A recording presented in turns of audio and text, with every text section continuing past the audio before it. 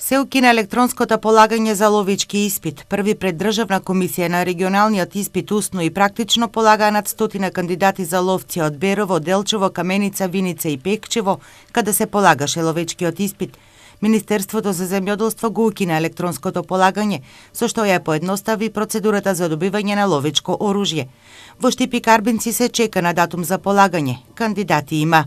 Од времето имавме и до 100 членови кои сакаа да полагат.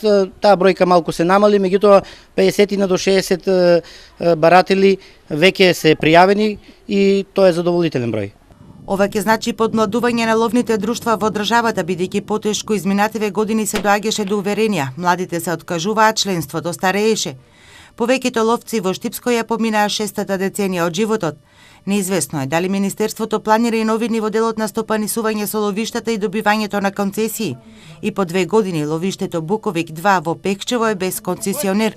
Поради неисполнети обврски, Министерството го раскина договорот со словенечката фирма која го доби ловиштето, а се уште нема објавено јавен повик за нов концесионер на дивечот.